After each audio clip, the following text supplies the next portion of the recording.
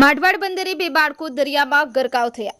ગીર સોમનાથના જિલ્લામાં માઠવાડ બંદરે તારીખ 20/3/2025ના રોજ સાંજના 6 વાગ્યાની આસપાસ બે બાળકો આકસ્મિક રીતે દરિયામાં ગરકાવ થતા 6 થી 7 કલાકની લાંબી શોધખોળ બાદ મહામહેનતે બંને બાળકો પાંજરી કેવલ જયંતિભાઈ આશરે 15 વર્ષ જે રાત્રિના 10:30 વાગ્યાની આસપાસ અને દેવરાજ વિજયભાઈ ગોહિલ આશરે 8 વર્ષ રાત્રિના 12 વાગ્યાની આસપાસ બેભાન અવસ્થામાં મળી આવતા સારવાર અર્થે કોડીનારની હોસ્પિટલ ખાતે લઈ જવામાં આવ્યા, જ્યાં તબીબ ડોક્ટર દ્વારા બંને બાળકોને મૃત જાહેર કરવામાં આવતા સમગ્ર પંથકમાં શોકનું મોજું ફરી વળ્યું હતું।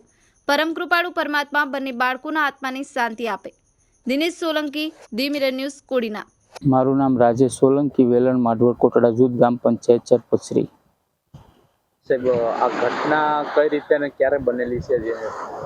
આ ઘટના કાલે બાળકો સાંજના 5:30ના ગાળામાં અહીંયાથી તગની બોટ બનાવી ને પાણીમાં રમતા હતા ને પવન ને પાણીના ચાવકને લીધે બાળકો દરિયામાં આગે લગન વયા ગયા ને બોટમાંથી પડી ગયા, એને લીધે ડૂબી ગયા છે।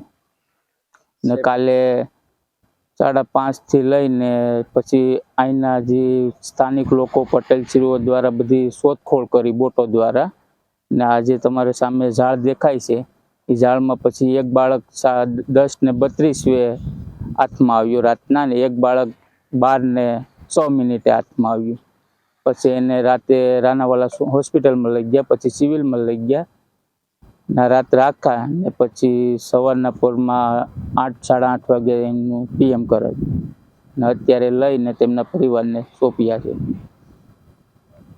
હાય, હું છું ક્રુઝિન સિંઘાનિયા। આપની આસપાસના સત્ય સમાચાર જાણવા માટે જોતા રહો ધી મિરર ન્યૂઝ અને હા, લાઈક અને સબસ્ક્રાઇબ કરવાનું ભૂલતા નહીં। Thank you.